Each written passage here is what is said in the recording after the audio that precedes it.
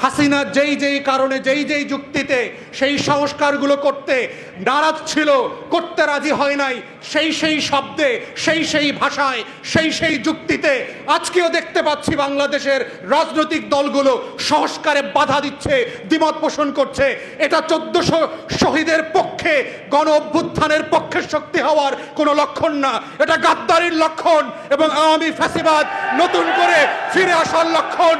তাই সবাইকে স্মরণ করিয়ে দিতে চাই, 1400 শহীদের রাজনীতি করে আওয়ামীপনা করবেন, 1400 শহীদের নামে দিল্লির গোলামি কায়েম করবেন, 1400 শহীদের নামে বাংলাদেশে আওয়ামী লীগকে পুনর্বাসন করবেন, 1400 শহীদের রক্তের উপরে দাঁড়িয়ে গণ অভ্যুত্থানের কর্মসূচি পালন করতে করতে বাংলাদেশে সংস্কারের বিপক্ষে দাঁড়াবেন। সেই বাংলাদেশ আমরা হতে দেব না, খোদার কসম। সেই বাংলাদেশ আপনাদেরকে প্রত্যাখ্যান করবে, যেভাবে আওয়ামী লীগকে, শেখ হাসিনাকে, শেখ পরিবারকে প্রত্যাখ্যান করেছে, শেখ পরিবারের মূর্তি ভেঙে ভেঙে যেভাবে আওয়ামী লীগের রাজনীতিকে নাই করে দিয়েছে, আপনারাও বাংলাদেশের রাজনীতিতে নাই হয়ে যাবেন যদি ওই আওয়ামী ফ্যাসিবাদ বিরোধী আন্দোলনের বক্তব্যগুলো পরিবর্তন করতে না চান, নিজেদেরকে বদলাতে না চান, নতুন বাংলাদেশ গড়বার ক্ষেত্রে আপনার ভূমিকাকে প্রশ্নবিদ্ধ করেন। তাহলে ইতিহাস থেকে শিক্ষা নেন। ইতিহাস বারবার হাসিনার মতো করে গোলামদেরকে আজাদির লড়াইতে লেন্দুব দর্জির মতো পালিয়ে বেড়াবে। ইতিহাস আবার মির্জাফরদের মতো আপনাদের নাম খোদাই করে পাড়ায় মহল্লায় লাগিয়ে দেবে। আপনাদের চয়েস, আপনারা কি মির্জাফরের মতো মরবেন, লেন্দুব দর্জির মতো পালাবেন, ইরানের রেজা শাহ পাহলবীর মতো দেশে দেশে ঘুরে নির্লজ্জের মতো মারা যাবেন, না বীরের বেশে নতুন বাংলাদেশে 1400 শহীদের পক্ষে লড়ে বাংলাদেশ গড়বেন। এটা আপনার চয়েস এবং এটাই বাংলাদেশের ভবিষ্যৎ।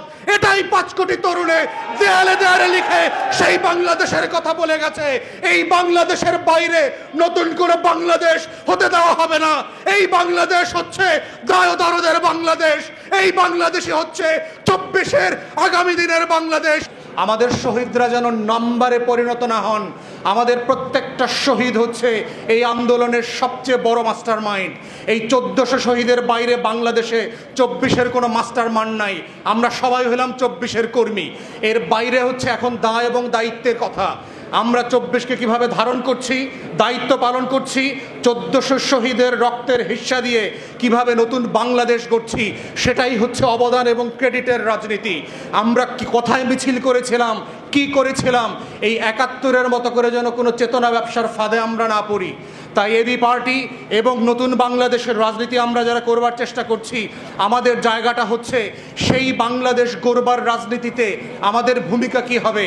আমরা যা আকাঙ্ক্ষা করেছিলাম বাংলাদেশটাকে গড়ে তুলব, যেই যেই বক্তব্যগুলো আমরা হাসিনার আমলে দিয়েছিলাম, বলেছিলাম হাসিনাকে নির্বাচন কমিশনটা এইভাবে গঠন করতে হবে, হাসিনাকে দুর্নীতি দমন কমিশনটা এইভাবে গঠন করতে হবে, হাসিনাকে বলেছিলাম তথ্য কমিশন, মানবাধিকার কমিশনে ব্যবসা বন্ধ করতে হবে, গণমাধ্যমকে গণতান্ত্রিক করতে হবে, পাবলিক সার্ভিস কমিশনের নামে ছাত্রলীগ আওয়ামী লীগের অ্যাপয়েন্টমেন্ট বন্ধ করতে হবে, প্রাতিষ্ঠানিক রূপ দিয়ে পেশাদারিত্বের ভিত্তিতে রাষ্ট্রের প্রতিষ্ঠানগুলোকে ঢেলে সাজানোর কথা বলেছি।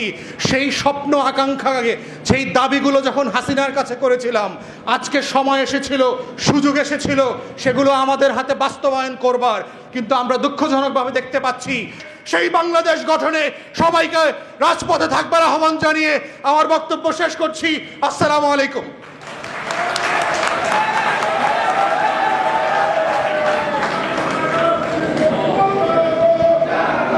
প্রিয় উপস্থিতি, জুলাই বিপ্লবের চেতনাকে